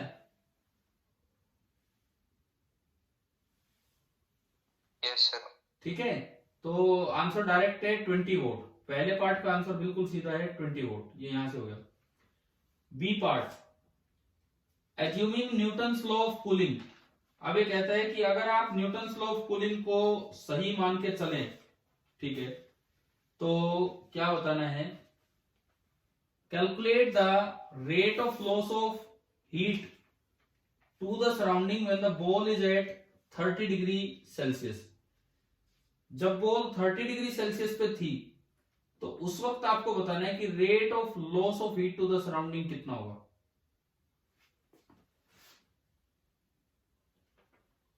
क्वेश्चन समझ आ रहे हैं क्या पूछ रहा है? बी पार्ट, ए पार्ट होने के बाद मैं चल रहा हूं बी पार्ट पे। बी पार्ट में कहता है कि अगर आप न्यूटन्स लॉ ऑफ कूलिंग को अज्यूम करें तो calculate the rate of loss of heat to the surrounding when the ball is at 30 degree Celsius, जब बॉल 30 डिग्री सेल्सियस पे थी, 30 पे थी क्या ये बीच में, और 20 से 50 तक ले गए, तो जब बॉल 30 डिग्री सेल्सियस पे थी तो रेट ऑफ लॉस कितना होगा ये आपको बताना है। कैसे बताएं बताओ।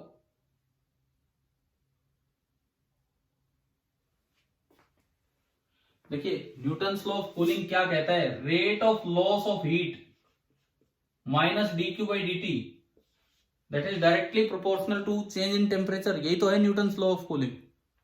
Yes sir. ठीक है, तो अगर मैं पहली बार इसे अप्लाई करूं, पहली बार, तो जो इसका टेम्परेचर बढ़ा, कहां से कहां तक बढ़ा था, 20 से और कहां तक बढ़ा था, 50 तक, 50 तक। तो पहली बार जो ये रेट है, ये बढ़ने का रेट, वो डायरेक्टली प्रोपोर्शनल था, मैं मोड ही लगा लेता हूं, बढ़े ची कम हो, डायरेक्टली प्रोपोर्शनल था, उसको आप प्रोपोर्शनलिटी कांस्टेंट से हटा दो, और टेम्परेचर चेंज है 50 माइनस 20, यानी कि फर्स्ट टाइम जो इसके बढ़ने का रेट था, जो इससे एनर्जी दी जा रही थी इसको हीटर के द्वारा, वो थी K इंटू 30, और हीटर कितनी एनर्जी दे रहा था इसको, हीटर कितनी पावर दे रहा था पर यूनिट टाइम जो थी, ये लिखा हुआ है यहां, हीटर की पावर कितनी है 20 वोट। तो आपकी इक्वेशन बनी 20 is equal to K into 30। एक बार ये बताओ, क्या ये फर्स्ट इक्वेशन समझ आई क्या, कैसे बनाई हमने, न्यूटन्स लॉ ऑफ कूलिंग। ठीक है, अब ये पूछ रहा है सवाल में तो इसमें कंफ्यूज होता हूँ कि कहां चले जाते हैं। B part, assuming Newton's law of cooling, calculate the rate of loss of the heat to the surrounding when the ball is at 30 degree Celsius. तो जिस वक्त बॉल 30 डिग्री सेल्सियस पे थी, उस वक्त आपको बताना है कि भाई कितना रेट ऑफ लॉस होगा। 30 पे, 30 का क्या मतलब है, 30, 20 से 30 पे वहां तक लगाओ आप, रेट ऑफ लॉस मतलब D Q by D T का मोड आपको बताना है, बराबर K इंटू 20 से 30, चेंज कितना हुआ है 10, इक्वेशन नंबर सेकंड। ठीक है, आप इनको डिवाइड करोगे तो आपको वो आंसर मिलता ही होगा, क्या आना है क्या नहीं। एक बार डिवाइड करके देखिए, सेकंड से फर्स्ट को डिवाइड करके देखिए क्या बन रहा है क्या नहीं।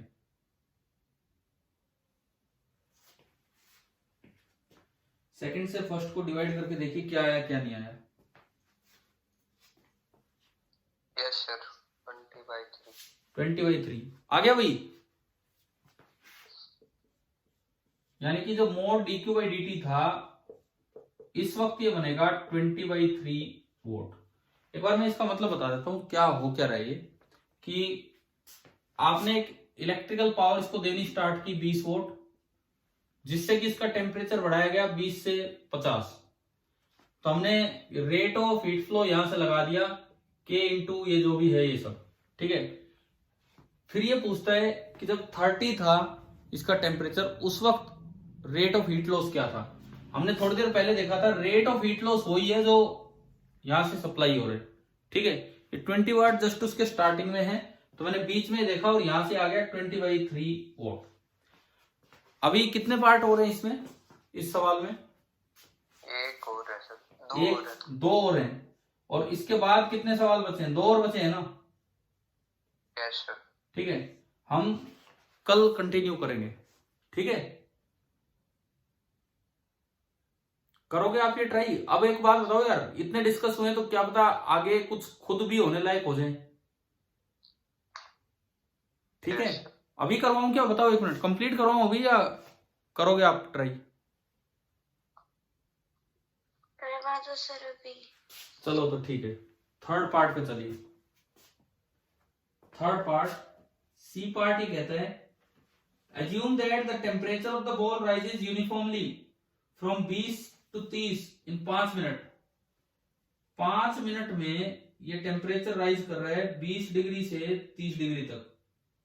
Find the total loss of heat to the surrounding during this period. अगर 20 से 30 डिग्री तक जाने में उसे 5 मिनट लगे हैं, तो आपको यह बताना है कि इस दौरान टोटल एनर्जी लॉस कितना हुआ है। ये है 1 मिनट, देखो शुरू में इसका तापमान था 20 डिग्री, अब ध्यान से समझना इसको, और सराउंडिंग का भी कितना है 20 डिग्री है, तो अभी तो कोई लॉस हुआ ही नहीं है, ये भी 20 ये भी 20, तो जो लॉस के रूप में क्यू जा रहा है उसका रेट कितना होगा। देखो शुरू में सराउंडिंग टेम्परेचर भी 20 है और इसका भी कितना है 20, तो बिल्कुल स्टार्टिंग में रेट ऑफ हीट लॉस कितना है इसका 0, और जब 30 डिग्री पे पहुंचेगा, सराउंडिंग 20 पे है, उस वक्त हीट लॉस अभी निकाला था कितना आया 20/3। इस वक्त जो रेट ऑफ हीट लॉस है वो है 20/3 वोल्ट। तो पहले तो average rate of heat loss निकाल लो, शुरू में तो 0, 20 पे जब था तब तो 0, और 30 पे है तब कितना है 20/3, तो average rate of heat loss कितना आ रहा है 10/3। इन दोनों का सम डिवाइड बाई 2, 0 प्लस ये कितना आया 10/3 वोल्ट, यानी कि इस इंटरवल में एवरेज एनर्जी पर सेकंड जो लॉस हो रही है वो 10/3 जूल हो रही है। अभी तो कितनी देर में हुआ ये लॉस, क्वेश्चन में दिया है 5 मिनट, मतलब कितने सेकंड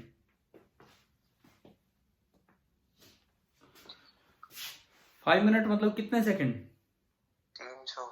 तो 1 सेकंड में इतना लॉस हो रहा है, तो 300 सेकंड में कितना लॉस होगा। मल्टीप्लाई कर, हाँ करो, देखो अपना आंसर देखो आप आ रहा है कि नहीं। आ गया सर। आ गया यार, ये समझो अब इन चीजों को, कम से कम सवाल रिपीट जरूर करना, खाली यूं नहीं मैंने अभी बताया, आप रिपीट जरूर करना एक बार क्या है क्या नहीं। चलिए फोर्थ पार्ट पे चलते हैं। फोर्थ पार्ट क्या है, calculate the specific heat capacity of the metal. आपको स्पेसिफिक हीट कैपेसिटी बतानी है मेटल की कितनी होगी, ठीक है। कैसे निकालें इसको स्पेसिफिक हीट कैपेसिटी को, मास दे रखा है इसका मेटल बॉल का 1 kg है, ठीक है, और स्पेसिफिक हीट कैपेसिटी निकालनी है, ठीक है। टेम्परेचर मैंने 20 से 30 किया यानी कि 10 बढ़ा, और इस दौरान मैंने इसको एनर्जी कितनी दी है, आप देखो भाई, अब आप इसको समझो, यहाँ पे 20 से 30 ले जाने में, 20 डिग्री सेल्सियस से 30 डिग्री सेल्सियस तक जाने में कितना एवरेज लॉस हो रहा है, अभी निकाला था आपने, एवरेज नहीं एनर्जी लॉस, पिछले पार्ट में कितना लॉस हुआ 20 डिग्री से 30 डिग्री तक जाने में इसने रेडिएशन लॉस कितना कर दिया। सी पार्ट का क्या आंसर आया था, हाँ देखिए समझिए आराम से, 20 से 30 डिग्री तक जाने में आपने रेडिएशन लॉस निकाला, वो आया 1000 जूल। कितनी देर तक, कितनी देर में हुआ वो 5 मिनट में। Yes sir. आपने एक हीटर उसको सप्लाई कर रखा है 20 वॉट का, हीटर 1 सेकंड में 20 जूल एनर्जी उसको लगातार दे रहा है, हीटर 1 सेकंड में 20 जूल एनर्जी उसको लगातार दे रहा है, तो बताओ 5 मिनट में हीटर ने उसको कितनी एनर्जी दे दी।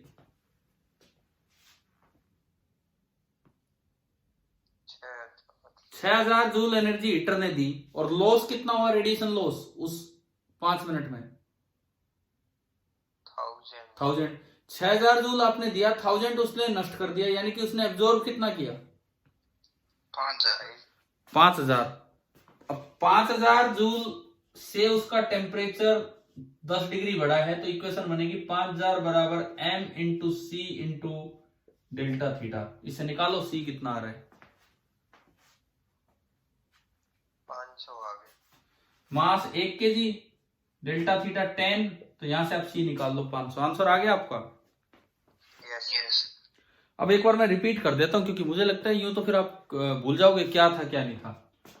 ये एक कोई भी मेटल पीस है, आप सराउंडिंग टेम्परेचर दे दिया, इसका टेम्परेचर दे दिया, हीटर की मदद से 20 से 50 डिग्री पे ले गए, हीटर लगा रखा है कांस्टेंट पावर का इतना है, और उससे उसका टेम्परेचर कांस्टेंट मेंटेन हुआ। फर्स्ट पार्ट में पूछा है कि find the rate of loss of heat to the surrounding when the ball is at 50 degree Celsius. दरअसल इसमें निकालना था net rate of loss of heat, net rate of loss of heat कितना है, तो वो मैंने आपको बताया था, इससे निकला था ये, और net rate of loss of heat है u out minus you in, और वो किसके बराबर आ गया था, पी इलेक्ट्रिकल के। तो फर्स्ट पार्ट का तो आंसर डायरेक्ट आया। बताओ पहला पार्ट आ गया समझना कैसे किया था हमने, ठीक है। सेकंड में इसने बोला कि Newton's law of cooling assume करते हुए rate of loss of heat उस वक्त बताओ जब उसका टेम्परेचर 30 डिग्री था। तो हमने एक बार तो पूरा 20 से 50 पे लगा लिया के निकालने के लिए, और एक बार 30 तक लगा लिया। हाँ भाई बताओ, ये समझ आ रहा है, ये यही लगा के दिखाया था 2 बार। Yes sir. ठीक है, इस तरह से कैलकुलेट किया। क्लियर है ना, बोर्ड पे बना हुआ है अभी भी। एक बार तो 50 तक बढ़ाने के लिए कितना चाहिए था हीटर वो लगाया, एक बार मुझे जनरल वो 10 वाला लगा लिया और के हटा दिया उससे, ठीक है। थर्ड पार्ट में आपसे पूछा कि टेम्परेचर ऑफ द बॉल मान लो यूनिफॉर्मली राइज किया 20 से 30 5 मिनट में, तो इस दौरान heat loss to the surrounding कितना हुआ होगा। अब ये बहुत अच्छा सवाल था तीसरा पार्ट। 20 से 30 के दौरान इसने रेडिएशन लॉस कितना किया ये बताना है। तो जब 20 डिग्री इसका टेम्परेचर था, 20 ही सराउंडिंग का है, तो कोई हीट लॉस का रेट नहीं है। लेकिन जब 30 डिग्री हुआ तो हीट लॉस का रेट हम निकाला, अभी कितना आया 20/3। तो 20 से 30 तक आने में मैंने एवरेज हीट लॉस का रेट निकाल लिया। एवरेज हीट लॉस का रेट कितना आ रहा है 10/3, और इतनी एनर्जी, इतने जूल एनर्जी पर सेकंड जा रही है। तो क्या क्या बताना क्या था इसमें सी पार्ट में। 5 मिनट लगे हैं तो टोटल लॉस कितना होगा। अगर 1 सेकंड में इतनी एनर्जी जा रही है और 5 मिनट लगे तो 5 मिनट का जो सेकंड होगा उससे मल्टीप्लाई कर दिया, वो लॉस आ गया। ठीक है, वो आंसर आया था आपका 1000 जूल। फिर आपसे पूछा कि इसकी स्पेसिफिक हीट कैपेसिटी बताओ। तो इन 5 मिनट में हीटर ने तो इसको सप्लाई कितनी दे दी, इन 5 मिनट में हीटर ने सप्लाई कितनी दे दी 6000 जूल। लेकिन ये नेट लॉस कितना कर रहा है, नेट लॉस 1000 जूल। तो ये इक्वेशन सेटिस्फाई क्यों नहीं हो रही। फिर हम तो कह रहे थे you out minus you in P electrical के बराबर होना चाहिए, पर ये इक्वेशन तो सेटिस्फाई नहीं हो रही। आप कह रहे हो पावर इलेक्ट्रिकल तो 6000 जूल जा रही है, जबकि हीट लॉस 1000 जूल ही है। कारण यह है कि अभी स्टेडी स्टेट नहीं है ये 30 पे, स्टेडी स्टेट कहां जाके आएगी, ये कितने पे इसका तापमान फिक्स हुआ था, स्टेडी स्टेट कितने डिग्री तक राइज किया फिर फिक्स हो गया था 50 तक। आपने जब 20 से बढ़ाना स्टार्ट किया ना, तो देखो वो क्या रहा है, सुनो। हीटर ने तो पहले इंस्टेंट से 60 वोल्ट का था ना हीटर, 20 वोल्ट का हीटर, तो पहली बार से 1 सेकंड में 20 जूल एनर्जी देने लग गया था। हीटर तो पहली बार से 1 सेकंड में 20 जूल एनर्जी देने लग गया था, लेकिन शुरू में तो उसका और सराउंडिंग का टेम्परेचर ही सेम था, तो वो तो कोई लॉस हो ही नहीं रहा था। हीटर जो दे रहा है वो गेन कर रहा है, तो उसकी एनर्जी बढ़ती जा रही है ना। जब उसका तापमान 30 डिग्री हुआ उस वक्त वो इतना लॉस कर रहा था, लेकिन अभी भी हीटर ज्यादा एनर्जी दे रहा है, वो लॉस कम कर रहा है, तभी तो उसका तापमान और बढ़ेगा। 50 पे जाके वो स्टेडी होगा, मतलब उस वक्त जितनी एनर्जी हीटर दे रहा है उतना ही क्या हो रहा होगा उसका नेट रेडिएशन लॉस। क्या अभी समझ आ रहा है कि नहीं ये सवाल भाई? अगर कंफ्यूजन हो तो बताओ, मैं दोबारा समझाऊंगा फिर क्या मतलब है क्या नहीं। चारों पार्ट नहीं, वैसे इसका मीनिंग दोबारा समझाऊंगा। ठीक है ठीक है ठीक है। और लास्ट पार्ट से फिर ये नेट गेन निकाल कर ये हमने निकाला। चले मैं अगले सवाल पे चलता हूं। क्वेश्चन नंबर कौन सा आ गया हमारा 54 सेकंड लास्ट क्वेश्चन।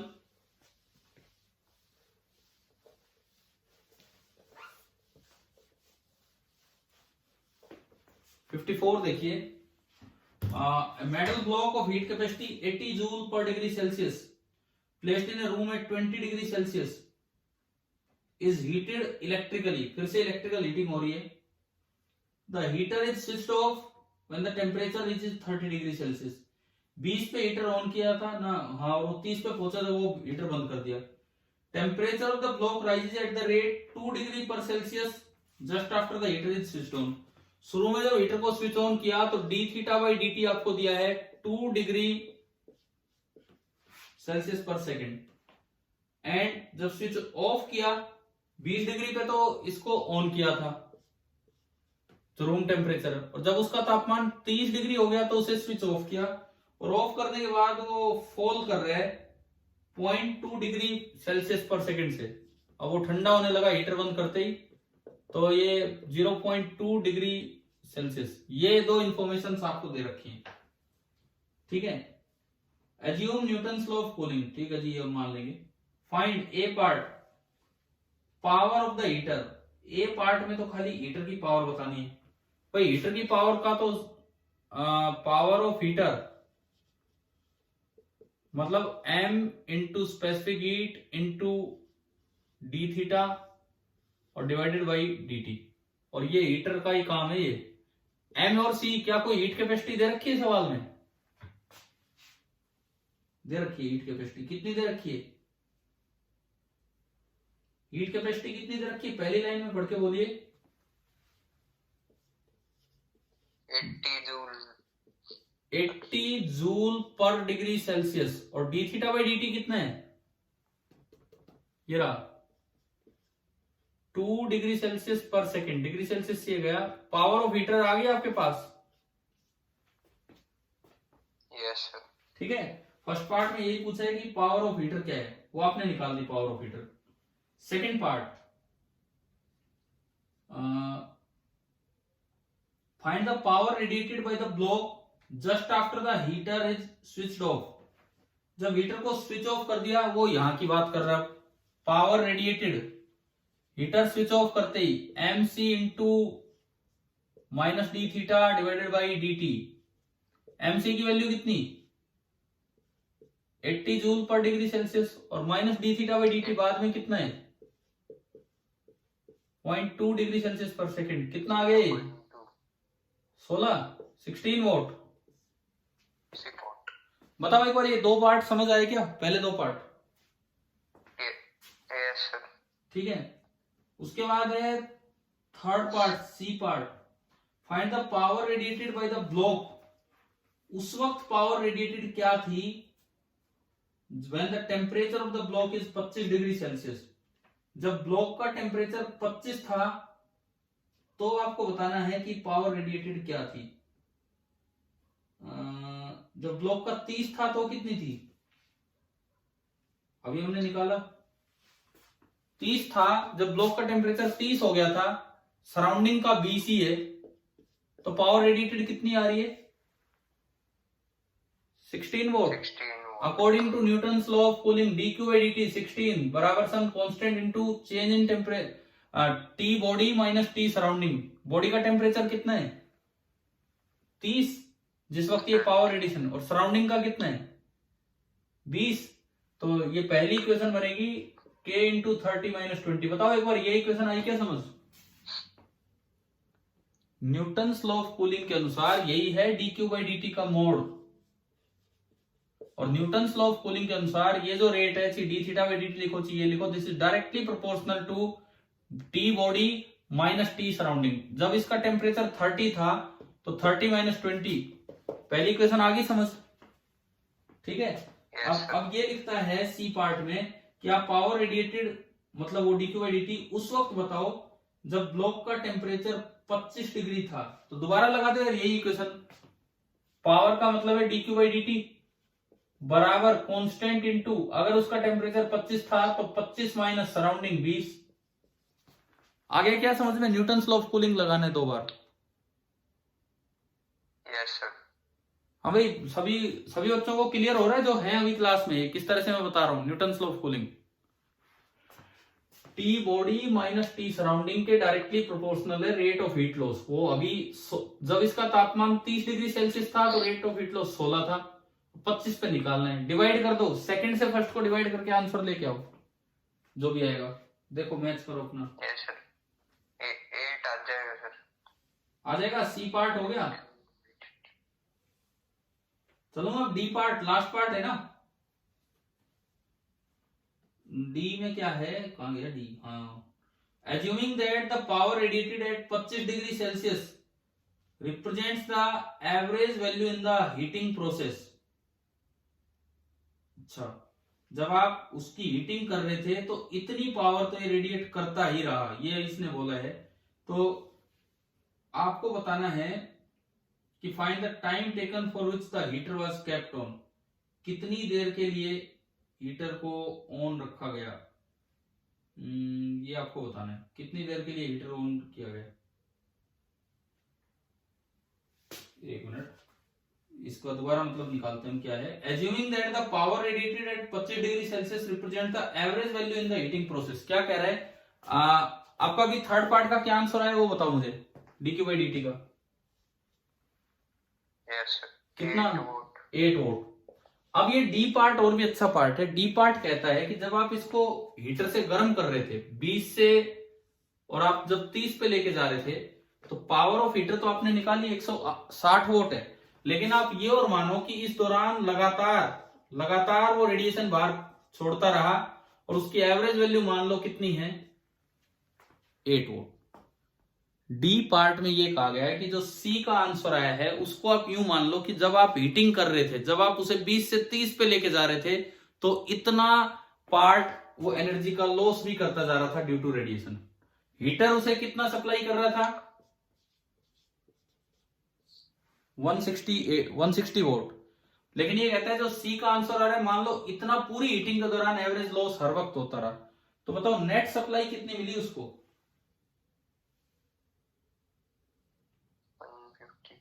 152 जूल।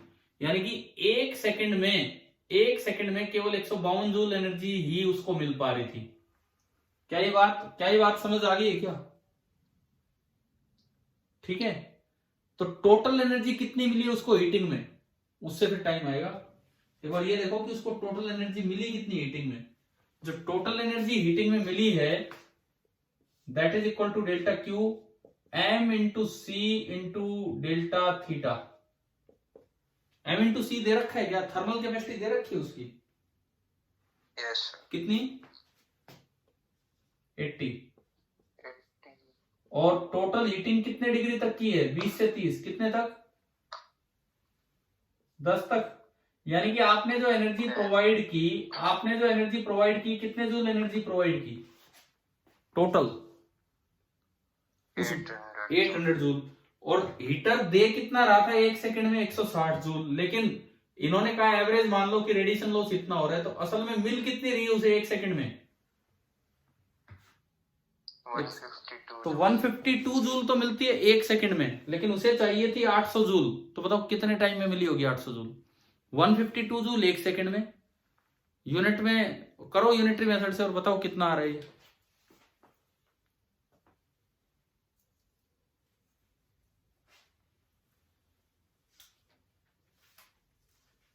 कीजिए, फटाफट कीजिए, एक सवाल और बचा है उस पर।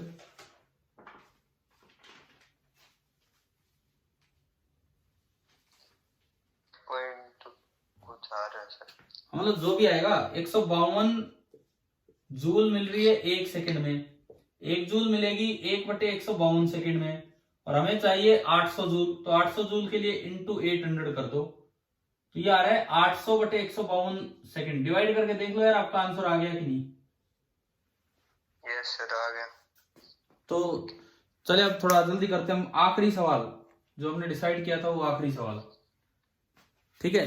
लास्ट क्वेश्चन पढ़िए, क्या है क्या नहीं है, आखिरी सवाल पे हम चलते हैं।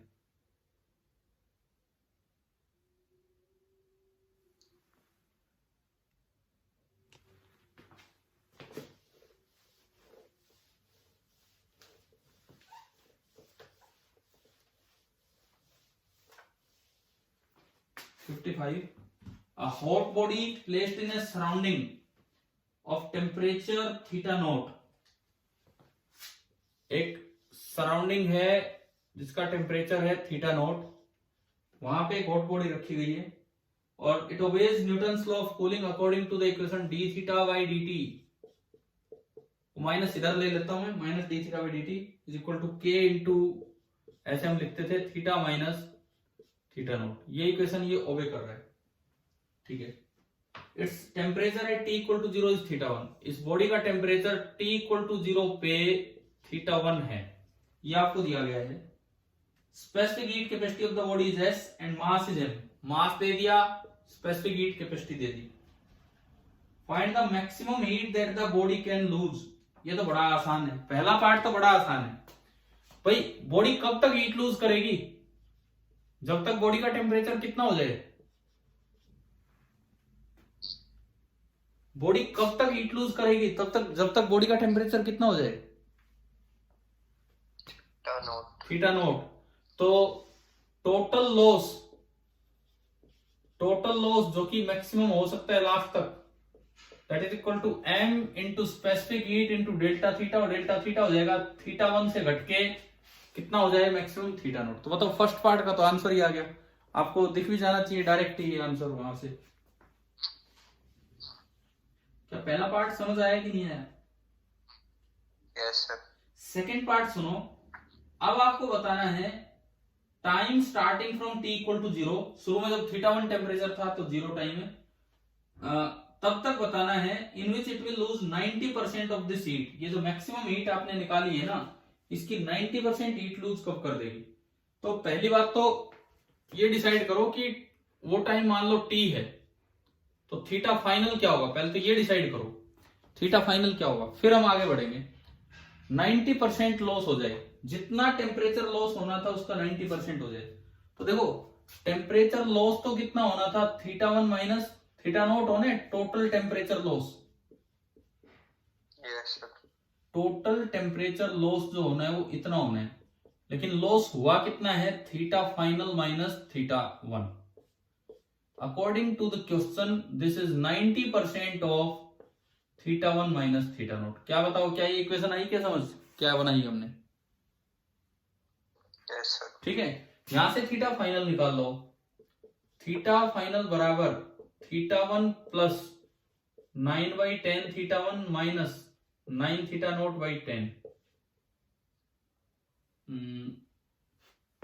थीटा फाइनल माइनस थीटा 1 मैं ना ये उल्टा लिख दिया मैंने। तो लॉस हुआ है वो कितना हुआ है, थीटा 1 माइनस, कम हो रहा है ना ये, समझ लो लॉस एक्चुअली जो हुआ है वो हुआ है थीटा 1 माइनस थीटा फाइनल, ये तो हाई है। तो थीटा फाइनल बराबर आया theta 1 minus 9/10 of theta 1 minus theta naught. तो थीटा फाइनल हो गया, एलसीएम लिया आपने 10 theta 1 minus 9 theta 1 that is theta 1 and plus 9 theta note. पहले तो आप ये बताओ क्वेश्चन में जो इंफॉर्मेशन दी है उससे थीटा फाइनल निकालना आया? Yes sir. और अब तो यार ये काम तो आपने कई बार कर रखा है, ये कोई खास काम है ही नहीं। एक साइड टेम्परेचर वाली टर्म लाओ, एक साइड टाइम वाली, इंटीग्रेट कर दो और लिमिट लगा दो। देखो ये तो कितना आसान सा काम है। आप टेम्परेचर वाली टर्म एक साइड करो, 1 theta minus theta note D theta बराबर माइनस के डी टी। समझ आ गए?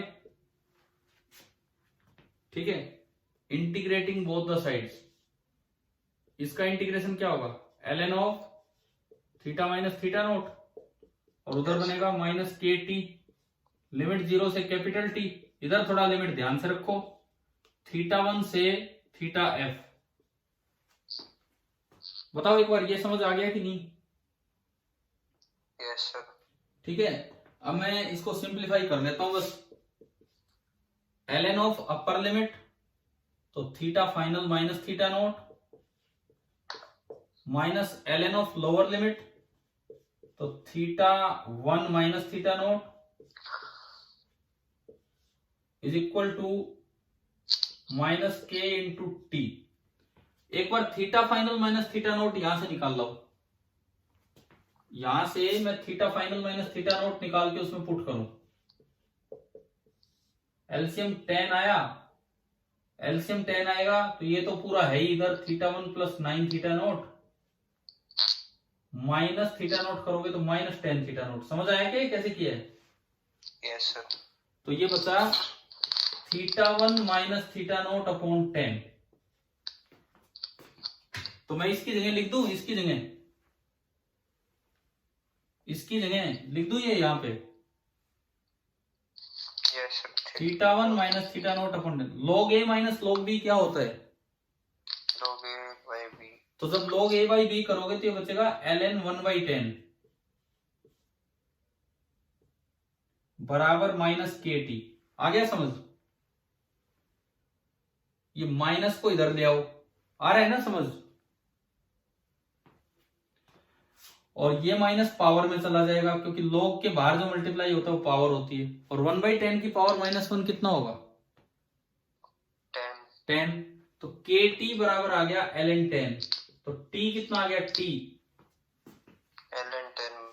ln 10/K। तो इसी तरह का क्वेश्चन था भाई। मैंने आपको ना एक एक सवाल डिस्कस करवा दिया, बताओ समझ आ गया? Yes sir. एक क्वेश्चन बचा है हमारा जो मेरी बुक में गलत दिया हुआ है, मैंने कहा गलत आंसर है, लेकिन आपकी में तो बुक में क्वेश्चन ही चेंज कर दिया 3 पर। कौन सा है वो? 48 47।